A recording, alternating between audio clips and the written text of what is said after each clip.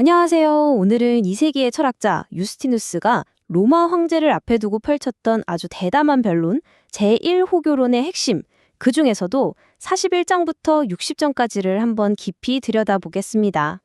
자, 한번 상상해 보세요. 지금 여러분은 2세기 로마 제국에 살고 있는 철학자입니다. 막 박해받기 시작한 새로운 종교를 변호하기 위해서 당대 최고의 권력이자 지성인 황제에게 글을 써야 해요. 도대체 어떤 논리로, 무슨 배짱으로 그리스도교가 세상의 모든 철학과 신화를 뛰어넘는 단 하나의 진리라고 주장할 수 있었을까요? 이게 바로 유스티누스가 던진 거대한 승부수였습니다. 유스티누스는 그저 우리를 믿어주세요라고 감정에 호소하지 않았어요. 그는 로마 제국이 이해하고 존중하는 방식으로, 그러니까 논리와 역사 그리고 철학을 동원해서 그리스도교의 정당성을 증명하려고 했습니다. 이건 단순한 변명이 아니라 지성으로 던지는 하나의 도전장이었던 셈이죠. 그의 핵심 주장은 정말 간단하고도 대담합니다. 바로 이거예요. 그리스도교의 가르침은 당신들이 존경하는 플라톤이나 스토아 철학보다 훨씬 더 오래됐습니다. 그러니 더 근원적인 진리입니다. 자, 지금부터 그가 이 엄청난 주장을 어떻게 증명해 나가는지 그 논리를 한번 따라가 보시죠. 유스티누스가 가장 먼저 꺼내든 카드는 바로 예언이었습니다. 이건 미래엔 이럴 것이다 같은 막연한 예측이 아니고요. 역사를 통해서 똑똑히 증명될 수 있는 아주 구체적인 증거라고 그는 말합니다. 근데 유스티누스가 예언을 설명하는 방식이 정말 흥미로워요. 그는 구약의 예언자들이 미래에 일어날 일을 말하면서 마치 이미 일어난 일처럼 과거 시제로 말했다는 점을 지적합니다. 왜 그랬을까요? 그건 바로 그 일이 반드시 일어날 거라는 하느님의 절대적인 약속, 일종의 보증수표 같은 거라는 걸 보여주기 위해서였죠. 애매한 신탁과는 차원이 다른 확신인 셈입니다. 그리고 여기서 그치지 않고 구체적인 예시들을 막 던집니다. 그리스도가 십자가에 못 박히는 끔찍한 일을 겪은 후에 오히려 온 세상을 통치하게 될 거라는 예언, 또 로마에 의해서 예루살렘이 완전히 파괴될 거라는 예언, 심지어 정작 유대인들보다 다른 민족, 이방인들이 그분을 더 믿게 될 거라는 예언까지. 이 모든 게 실제로 역사 속에서 다 이루어졌다고 주장하는 거죠. 특히 그리스도께서 처음에는 고난받는 모습으로 오시고 나중에는 영광스러운 심판자로 다시 오실 거라는 이 두 번의 오심에 대한 예언은 그의 논증에서 아주 중요한 부분입니다. 자, 그런데 이쯤 되면 똑똑한 로마인이라면 이런 질문을 던질 겁니다. 잠깐만, 모든 게 그렇게 예언되어 있다면 우리 인생은 그냥 정해진 운명 따라가는 거 아니야? 유스티누스는 이 반론을 정확히 예상하고 있었어요. 그리고 정면으로 부딪힙니다. 그는 운명론과 자유의지를 아주 명확하게 비교해서 보여줍니다. 만약 모든 게 운명이라면 우리가 착한 일을 하든 나쁜 일을 하든 무슨 의미가 있겠어요? 칭찬할 필요도 비난할 필요도 없게 되죠. 하지만 하느님은 우리 인간에게 선과 악을 스스로 선택할 수 있는 자유의지를 주셨다는 겁니다. 그렇기 때문에 우리의 선택에는 책임이 따르고 그에 대한 상과 벌이 비로소 의미를 갖게 된다는 거죠. 그리고 여기서 정말 영리한 한 수를 둡니다. 바로 로마 지성인들이 가장 존경하는 철학자 플라톤을 딱 소환하는 거죠. 플라톤도 잘못은 선택하는 사람의 몫이지 신에게는 책임이 없다 라고 말했다는 걸 인용하면서 자기 주장에 힘을 싣습니다. 하지만 이걸로 끝이 아니에요. 유스티누스는 여기서 한 걸음 더 나갑니다. 플라톤의 이 위대한 생각조차도 사실은 플라톤보다 훨씬 더 오래된 예언자, 바로 모세의 가르침에서 빌려온 거라고 주장해버립니다. 결국 모든 지혜의 원천은 그리스도교에 있다는 그의 핵심 주장을 다시 한번 못 박는 거죠. 자, 그럼 이 모든 주장을 하나로 꿰뚫는 가장 철학적인 개념은 뭐였을까요?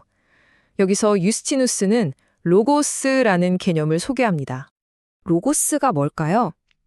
당시 그리스 철학에서는 세상을 움직이는 이성 또는 원리를 뜻하는 아주 중요한 단어였습니다. 유스티누스는 바로 이 로고스가 하느님의 맏아들, 즉 그리스도라고 선언합니다. 온 우주를 관통하는 보편적인 이성, 그리고 모든 인간이 그 로고스의 씨앗을 조금씩은 다 가지고 태어난다는 거죠. 바로 이 로고스 개념을 통해서 유스티누스는 정말 놀라운 논리를 펼치는데요. 그리스도가 태어나기 이전에 살았던 위대한 인물들까지도 모두 껴안는 겁니다. 가령 소크라테스나 헤라클레이토스 같은 철학자들이 왜 훌륭한 삶을 살았느냐? 비록 그들이 그리스도를 직접 알지는 못했지만 그들 안에 있는 로고스, 씨앗에 따라서 이성적으로 살았기 때문이라는 거예요. 그러니까 결국 그들도 부분적으로는 그리스도인이었다는 아주 포용적이면서도 동시에 대담한 주장을 펼치는 겁니다. 이제 유스티누스는 가장 도발적인 주장을 꺼냅니다. 뭐냐면 로마인들이 그토록 믿고 있는 신들의 이야기가 사실은 성경에 기록된 진짜 예언을 악령들이 교묘하게 베껴서 만든 짝퉁에 불과하다는 주장입니다. 그는 구체적인 예를 들어요. 구약성경 창세기에 나오는 포도나무와 피에 대한 예언을 악령들이 훔쳐서 술의 신 디오니소스 신화를 만들었다. 이사야서에 나오는 동정녀 탄생 예언을 베껴서는 페르세우스 신화를 만들고 강한 힘에 대한 예언은 헤라클레스 신화로 왜곡했다. 이런 식으로 이교도 신화의 권위를 무너뜨리고 성경 예언이야말로 모든 이야기의 원본이라는 걸 강조하는 거죠. 당시 로마인들에게 십자가는 가장 수치스럽고 끔찍한 형벌의 상징이었죠. 그런데 유스티누스는 이 인식을 180도 뒤집어 버립니다. 십자가는 사실 이 우주에서 가장 강력하고 근원적인 힘의 형체라고 선언하는 겁니다. 그의 논리는 정말 기발해요. 한번 보세요.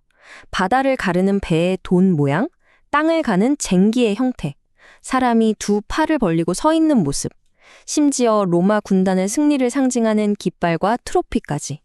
세상에 중요하고 심 있는 것들은 전부 다 십자가의 형태를 하고 있다는 겁니다. 다시 말해 로마인들 당신들도 모르는 사이에 이미 십자가의 힘을 찬양하고 있었다는 거죠. 그리고 여기서 또다시 플라톤이 등장합니다. 플라톤이 그의 책 티마이오스에서 우주를 만든 제2의 신에 대해서 묘사하면서 그를 우주 전체에 X자 모양으로 새겨 넣었다라고 쓴 구절을 인용하는 거예요. 유스티누스는 플라톤이 쓴 이 X자가 바로 십자가를 의미한다고 해석합니다. 그럼 플라톤은 이 생각을 어디서 가져왔을까요? 네, 바로 모세가 광야에서 장대 위에 구리뱀을 매달아서 사람들을 구원했던 사건, 즉 십자가를 미리 보여준 사건에서 영감을 얻었다는 겁니다. 결국 위대한 철학자 플라톤조차 자기도 모르는 사이에 그리스도의 십자가를 예언했다는 놀라운 결론에 이르게 되는 거죠. 결국 유스티누스의 이 모든 변론은 이 한 문장으로 요약될 수 있습니다. 그리스도교의 진리는 소크라테스나 플라톤 같은 뛰어난 인간의 머리에서 나온 지혜가 아니라 이 세상을 만들고 역사를 움직이는 하느님의 힘, 그 자체라는 겁니다. 그렇기 때문에 다른 모든 철학이나 신화는 그 원본의 희미한 그림자이거나 아니면 악의적으로 왜곡된 모방일 뿐이라는 거죠. 유스티누스의 논리는 그 시대에는 굉장히 설득력 있고 강력했지만 한편으로는 다른 모든 사상을 짝퉁이나 모방으로 규정하는 조금은 배타적인 시각을 담고 있기도 하죠. 21세기를 살아가는 우리에게 이런 접근 방식은 어떤 생각을 하게 만드나요? 어떤 진리의 원본을 주장한다는 것은 과연 어떤 의미를 갖는 걸까요? 유스티누스의 변론은 여기서 끝나지 않습니다. 이제 그는 이런 이론적인 논증을 넘어서 당시 초기 그리스도인들이 실제로 어떻게 예배하고 어떻게 살았는지를 생생하게 설명하면서 자신의 주장을 이어갑니다. 그 흥미로운 이야기는 다음 분석에서 계속됩니다.